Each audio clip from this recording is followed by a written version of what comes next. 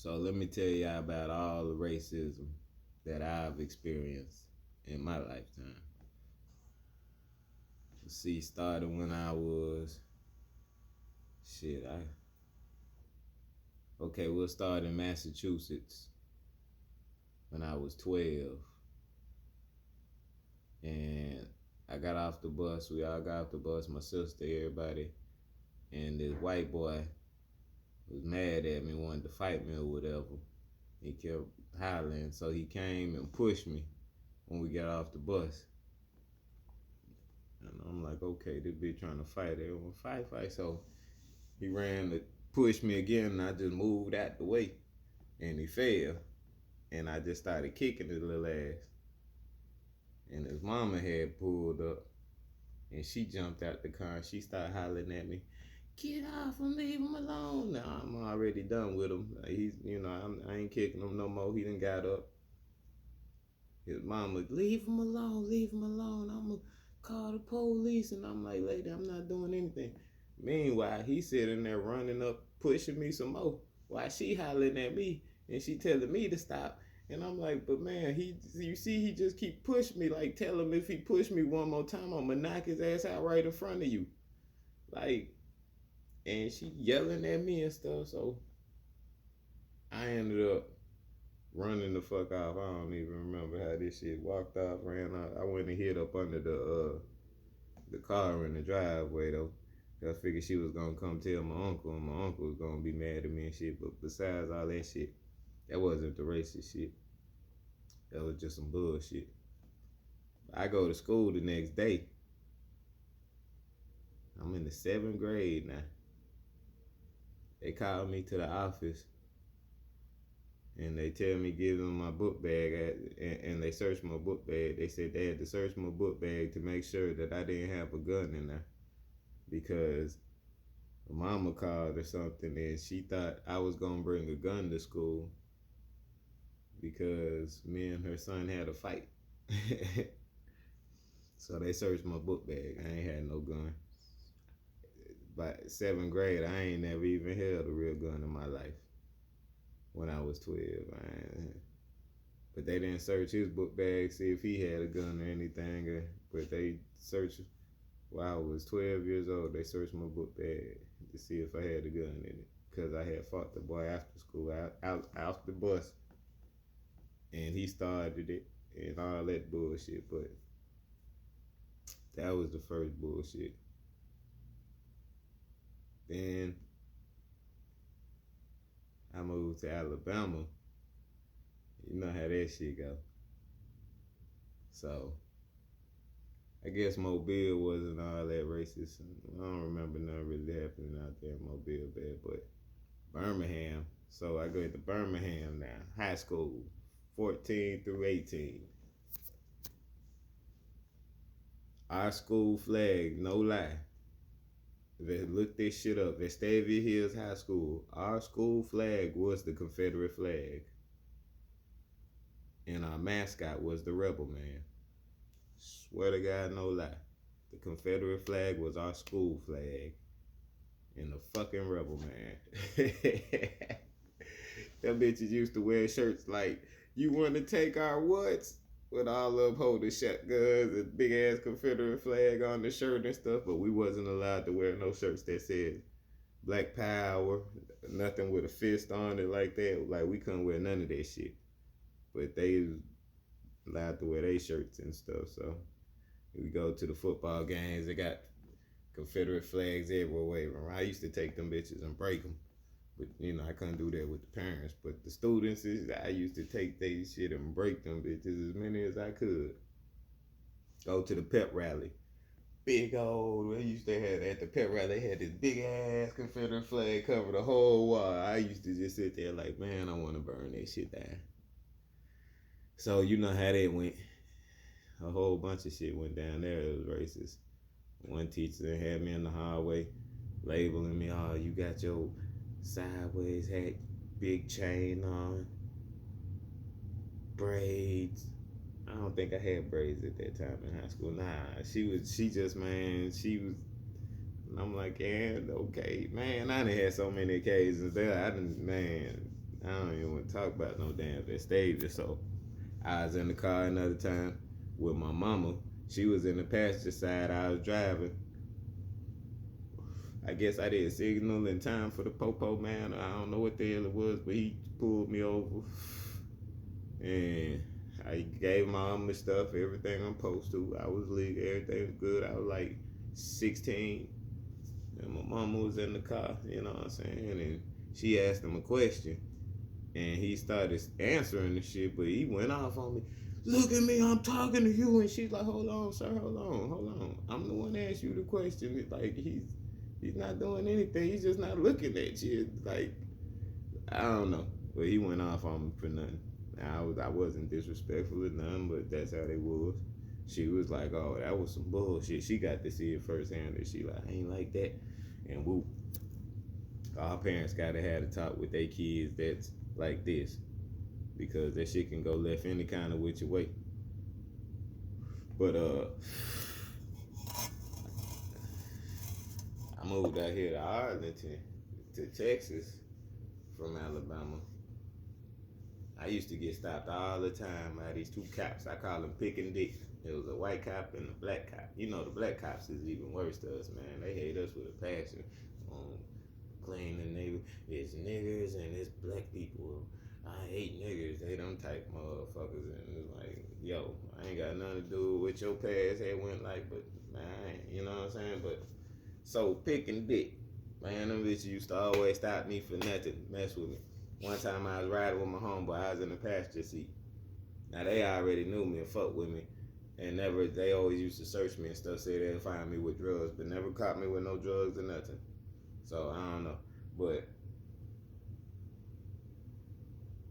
I was riding with the homie and I seen a chick with a big old booty at the gas station, man. I'm looking, you know, my neck hitting like this, and all of a sudden the police get behind us and shit. So I noticed they following us. We riding for a minute. Now I'm like, man, these bitches going the same way we going. So I told the homie, I was like, it was my nigga Skrilla. I was like, say, bud, bust this right. So he busted right into the neighborhood. Police busted right. I said, go on and bust another right, man. At the stop sign. Busted right at the stop sign. They busted right at the stop sign. I seen the house. It was a bunch of houses. I said, man, go on, pull in this driveway right here. We gonna hop out, act like we, you know what I'm saying? We finna knock on the door and everything. Say, is Chris here? Shit. They gonna be like, ain't no who you, whatever the fuck we gotta do. We here at our destination, Corn. Man, them bitches lit us up. Right where we got up in the driveway, they lit us up. Oh. I'm like, damn, I knew they was following us. We just came from Church's Chicken too. So who hopped out the motherfucking car? It was the white cop. So he come automatically to my window. He don't give a fuck about the driver. He comes straight to my damn window.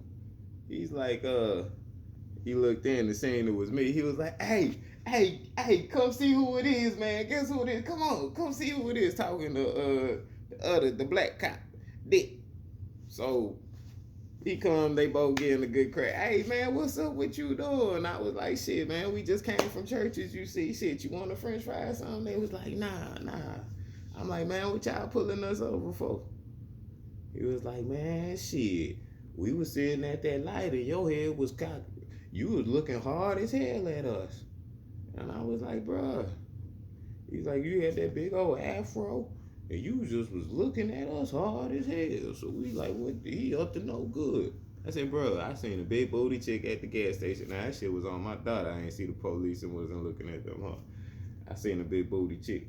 I said, I seen a big booty chick over there, man. I was looking at, they was like, oh, hell. So it was like, just on the strength of them knowing me and always fucking with me. They like, man, y'all gone here. Y'all gone about your business. They let me go. I don't usually get let go. They let me go. Y'all gone. Boom. So we pull out. They pull out first. Go hit this way. Go to the left. We pull out. Go. So we meet at the stop sign. They come this way. We come in this way. Boom. They pull us over again right there. This motherfucker hopped out and said, say, where y'all going? So y'all didn't stay there? I said, hell nah. I seen y'all was following us, so I told them to pull in that mud. They, man, you stupid as hell. Ha, man. Get up out of here. So I got like go. Another time, Pick and Dick messed with me. The homie was driving. He stayed in the apartments right across from his store. Right across from the little corner store. The little store everybody go to, the Africans. And I'm in the passenger seat. This fool pulls up on the little curb thing, like right in front of the door, on the curb. So the police pull him over. Boom. I'm like, see, you stupid ass. I don't know why he ain't just park in the regular park. They come straight to me. Tell me to get the hell out the car. Pick and Nick, stupid ass. They searched me down so bad. They took their 2 fingers and kind of went up the crack of my ass with that shit. I jumped out and say, bro, what the fuck you doing? Don't ever do no shit. And they like, man, I know you got some drugs somewhere. We gonna catch you with drugs. Eventually, I ended up having to talk with Pick and Dick when I was on the 2nd story balcony, where they couldn't mess with me. I was up in the safe zone and like, hey. And they pulled into the apartments. I seen them and I had a conversation with, hey, y'all need to leave me the hell alone, bro. I ain't doing nothing. Y'all ain't gonna catch me with no drugs. Why do y'all mess with me? And they was like, man, you right. Swear to God. They was like, you right. And they ain't messed with me since. But I done been stopped a good couple times for suspicious person. I was living with my homeboy Hen Dog out there in Arlington by UTA. The college, and he was in these apartments in the back, and the little Texaco was right here. You know, little right there toward the street. It wasn't but not even a 10-minute walk. So that's the closest little store. But I'm walking from the apartments, going to the store at night to go get me a little 32-ounce Red Dog, get me a little beer. And the police stopped me while I'm walking. They stopped me. And then another one pulled up. It was 2 of them. And one's asking me questions and stuff. Who am I? Let me see some ID. The other one standing like a little distance, trying to make sure like if I ran, he was ready to get my ass and jump on me. And I was like, what y'all stopping me for? And they was like, we got a suspicious person call on you. And I was like, who would call this? Like, what's suspicious about me? I'm just walking to the store. Like what's suspicious about me? I ain't smell like marijuana. I wasn't publicly intoxicated. It wasn't nothing. Like, what is, we just gotta, you know, someone calls it in, we gotta come check it out. It's not us. Somebody called on you, suspicious person. And I'm like, man, this some buzz. But I let them search me, do what they did. They ain't find nothing on me. Went on about my business to the store. They were like, all right, sir. And so,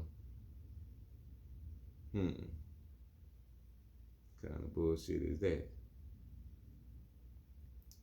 Now I move out here to Texas, and like I said, I'm from Alabama. The white boys didn't say nigga out there, like, you know. The white boys say nigga out here like it ain't shit. And the black folk don't really be caring. A lot of them don't. Like my homies didn't when I first moved out here. They ain't care about nobody saying, the white boy saying niggas. I used to, man, one of my homies beat up another white boy on the strength of me being pissed off about it. Knocked his ass out. Big old fight. He went to jail that night too. Police hit the corner while and while I was locked up, this big ass club owner. Big old bald headed dude. Steve Wilco looking motherfucker. He was saying nigga and shit, and all the black dudes was all good. And I'm like, say, bro, don't say that shit no more. And they was like, nah, Bama, he ain't mean it like that. He just, you know, like we saying. And I was like, nah, don't say that shit, bro. And they was like, hey, he from Bama. I made dude go catch his bone. I said, bro, go catch your bone. Don't say that shit. Like, I was ready to scrap this big ass old Steve Wilco ass motherfucker. And I was a little bitty motherfucker, man. I was like 19 and shit. Little bitty motherfucker, man. Over that damn word. Out there, our white boys, they gonna beat y'all asses for saying that. Our white boys is gonna beat the white boy who say that ass. What did he say? I got him. Hold on.